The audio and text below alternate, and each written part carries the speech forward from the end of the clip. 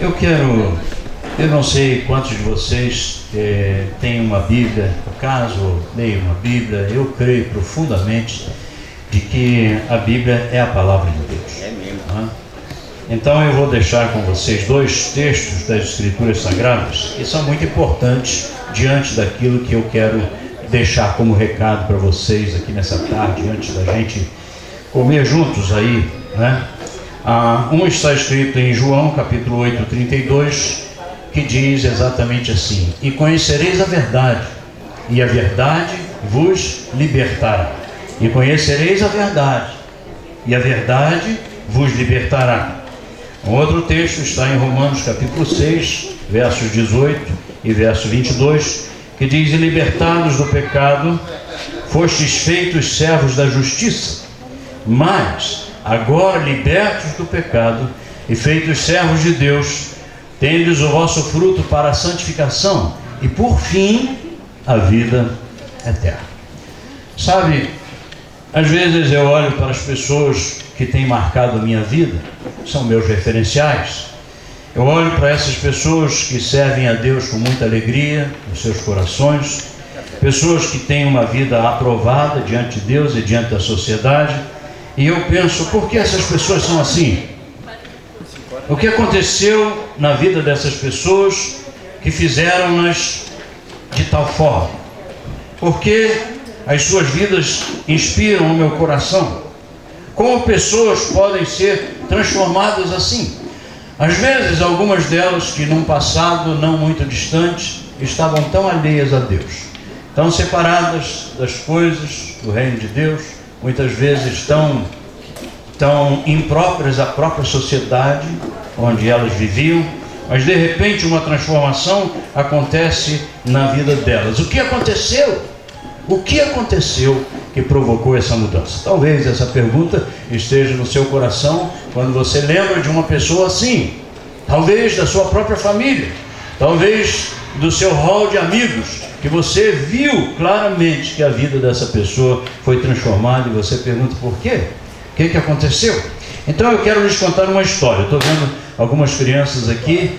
As crianças conseguem guardar bem as histórias, e eu sei que você vai guardar essa história no seu coração. Na época da escravatura, na época que se vendiam escravos, um senhor inglês muito rico ia passando próximo a uma praça, ouviu um burburinho, e ele parou para ver o que estava acontecendo. E quando ele olhou mais de perto, ele percebeu que estava vendo em cima de um palanque a venda de escravos. Estavam vendendo homens e mulheres ali para que pudessem ser usados nas fazendas e tudo mais como era. E chamou muita atenção dele, porque de repente trouxeram uma mulher, uma mulher nova ainda. Ela era muito bonita, ela tinha muito boa aparência, ela era forte, e ela chamava muita atenção daqueles homens que estavam ali. Provavelmente aqueles homens, muito obrigado, aqueles homens diziam algumas coisas irreverentes, talvez as intenções deles não fossem muito boas com aquela mulher que estava ali sendo vendida.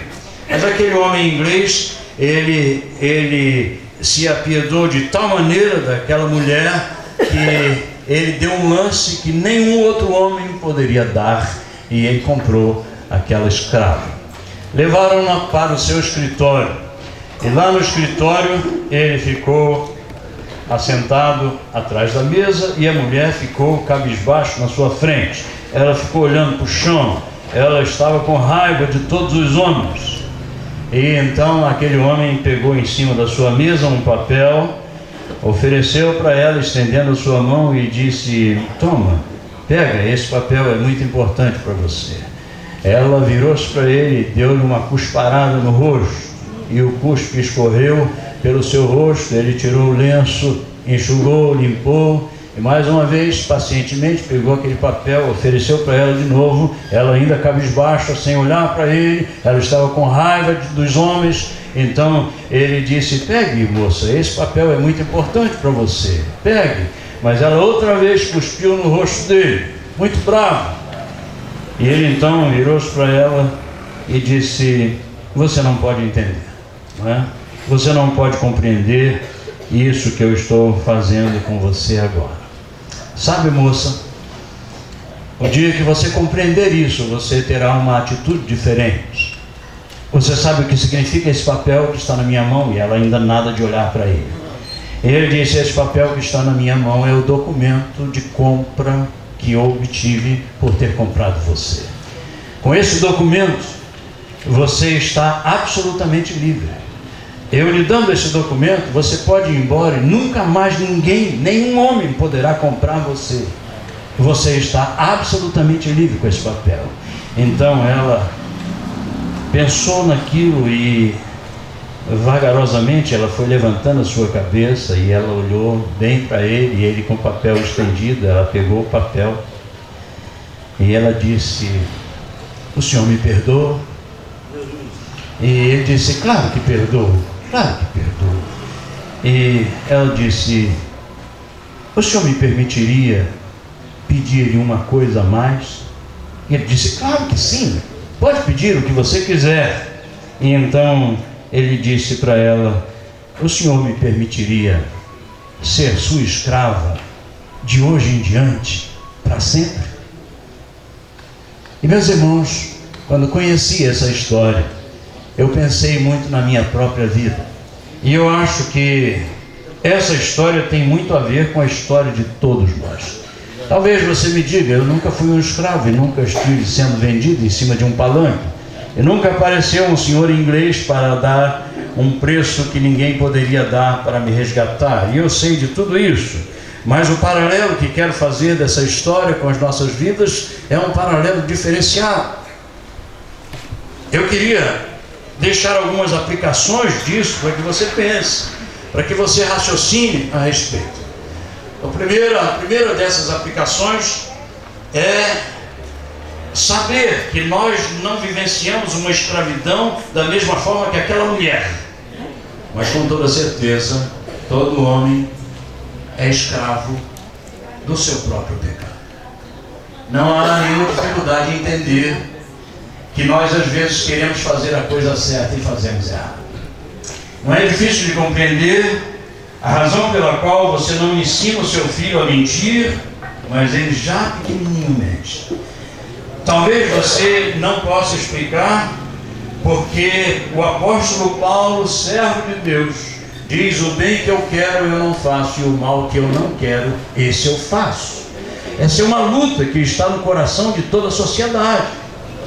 Eu não acho que as pessoas são ruins. Eu acho que as pessoas se tornaram ruins. Muitas delas se tornam ruins por causa da sua escravidão ao pecado.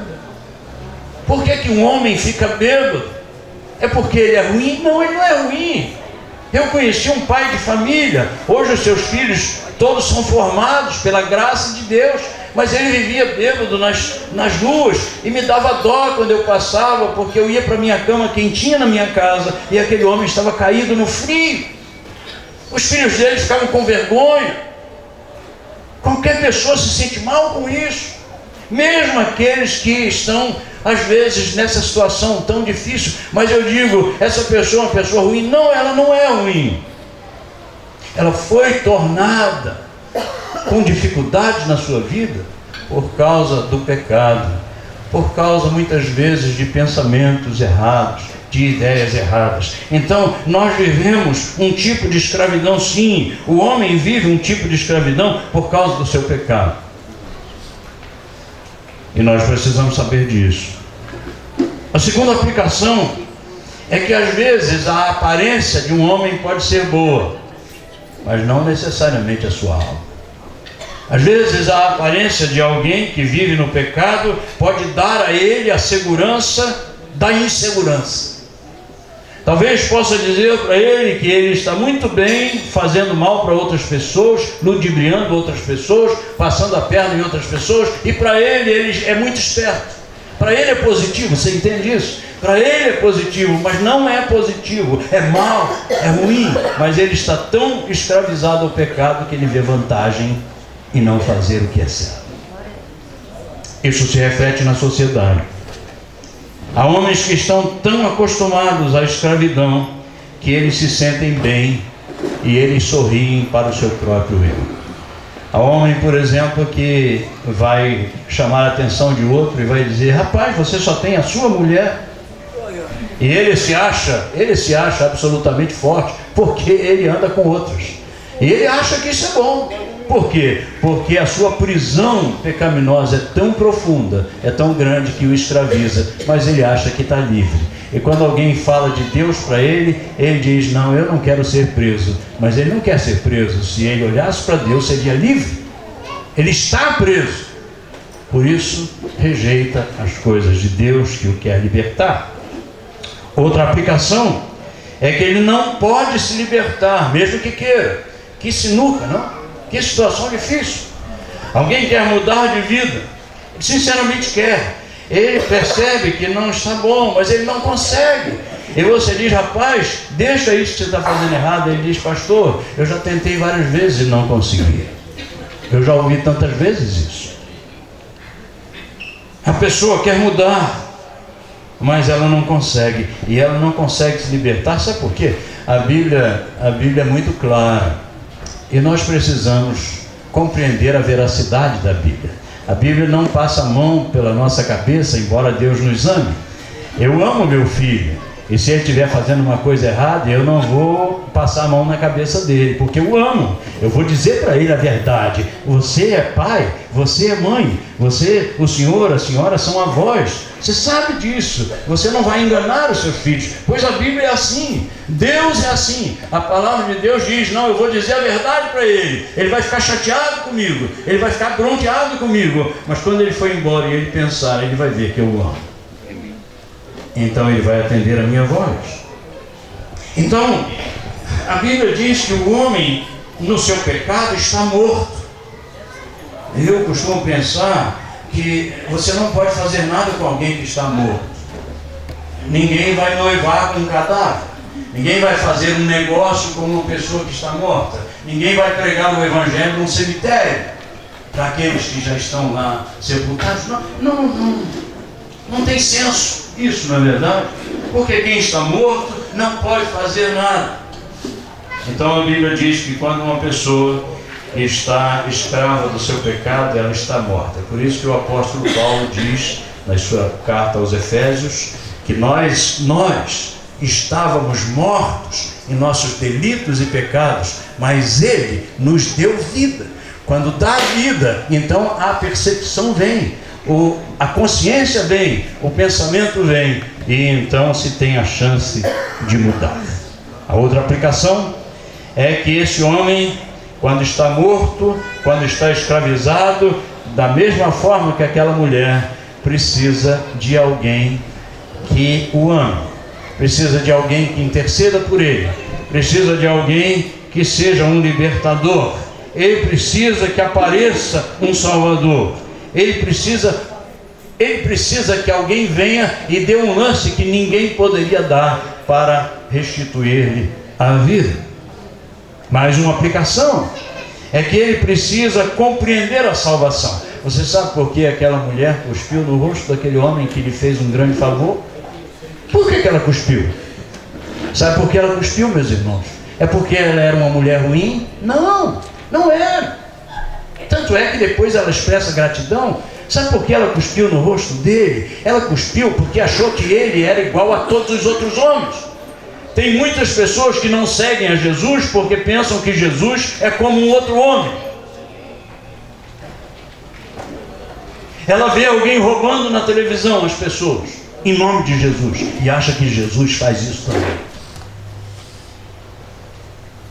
Ela acha que os homens, muitos deles, pregam o evangelho por causa de dinheiro. Isso sempre aconteceu e sempre acontecerá. Falsos existirão em todos os lugares. Notas falsas sempre estarão no meio das boas. Sempre. Mas você saberá compreender a diferença entre elas quando for esperto. Ou seja, quando for guiado por Deus, você saberá a diferença. Então, sabe por que essa mulher cuspiu no seu rosto? No rosto daquele homem? Cuspiu porque ela não sabia quem ele era. Não o conhecia pessoalmente. Não sabia. Julgava que ele fosse igual aos outros, mas ele não era. Ele Ele teve dó e piedade dela. Meus irmãos e meus amigos, é preciso compreender a salvação, sabia? Não adianta nada nós chegarmos num lugar como esse e cantarmos e falarmos do amor de Deus e você pensar por um pouco e ir embora e se esquecer daquilo que foi dito. Não adianta. Não adianta ouvir e fazer assim com os ombros. Não adianta escutar e deixar ir embora. Não adianta, nada mudará. Nada mudará. Mas quando a gente compreende o valor do documento, aí então a nossa atitude muda. É impressionante pensar na analogia desse documento para as nossas vidas, fazendo um paralelo. Nas nossas vidas não foi um senhor inglês que apareceu. A minha vida foi o Senhor Jesus que apareceu. Eu estava escravo do meu pecado e Ele veio e me entregou um documento de redenção. Esse documento de redenção não foi um papel. Esse documento de redenção foi o seu sangue. Por isso que Nilma ainda há pouco cantou aqui sobre o sangue de Jesus. Sabe por quê, meus irmãos? Não existe salvação sem derramamento de sangue. A Bíblia diz: não há remissão de pecados sem derramamento de sangue. É por isso que você tem um crucifixo lá no hospital. É por isso que você tem um crucifixo lá na prefeitura.